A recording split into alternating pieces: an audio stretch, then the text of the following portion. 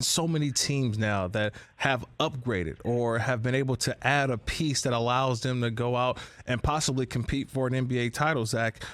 So for right now, if you look at the way that I think now, are they the favorites now in the West? Because when you do add a Kevin Durant to a Chris Paul, to a Devin Booker, to a DeAndre Ayton, to a bunch of guys with some good role players, are they not the best team in the West right now, the Phoenix Suns?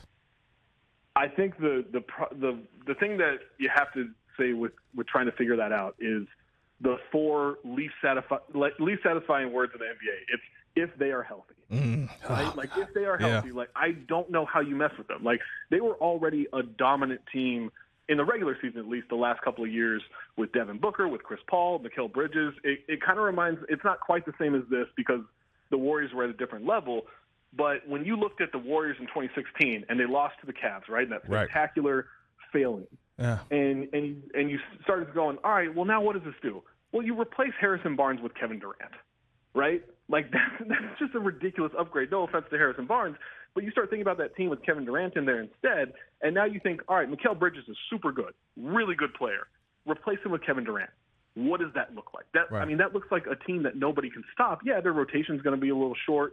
Yeah, they don't have great bulk and size, so that's going to be an issue against someone like Nikola Jokic. But that team is so unbelievably skilled just from Durant and Booker and everyone on top of that they can fill in that rotation with. Like, if they're healthy, I don't see how you beat them. One team that we haven't talked about, the Los Angeles Lakers. They made some moves. They traded away Russell Westbrook. They get back D'Angelo Russell and a couple other players that fit within this I guess, Lakers of today or right now. How do you forecast or how do you foresee the Lakers going down a stretch? Everybody's excited about a big win over the New Orleans Pelicans, who are playing on a back-to-back, I believe. Are we supposed to think that the Lakers could be contenders in the West? I can't believe what I'm about to say. Oh, no. Let me brace myself. Hold on. Go ahead. Let me brace myself. All right, go ahead. I'm not certain they can get above the Thunder. Okay. I really am not certain. The Thunder are a good defensive team. They've got some good offensive talent. Shai Gilgeous-Alexander is a superstar in the making. And I realize I'm talking about a team with LeBron and AD and now D'Lo, and I love the Jared Vanderbilt pickup. Like, I don't think people realize how good he is and how instrumental he was to the Timberwolves' success last year, because when he was on the court, they were a good defensive team, and when he was off the court, they were a disaster.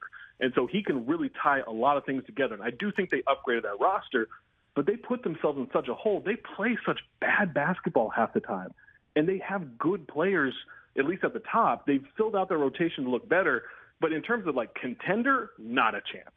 Like they don't have that championship identity anymore. They don't have those guys to make the sacrifices and play the defense that needs to be played at that level. Their offense isn't even really that good. Now that should improve with D'Lo, although it was kind of the on-off numbers with him in Minnesota, like they were the exact same offensive team, whether he was on or off. Right. And they were horrible defensively with him on. That's going to be different in LA, because I think that they need his skill set more than what Westbrook did. But contenders, no, I'm not certain they're better than the Thunder, which may end up sounding stupid, but the Thunder know how to play. Well, the Thunder are currently in the playoffs, or the play-in game. That means that the Lakers are currently out of the play-in game if they can't pass the Thunder currently. So that'd be something that we watch as we get down the stretch here after the All-Star break. Catch the Rich Eisen Show every single day on the Roku channel, 12 to 3 Eastern, for free.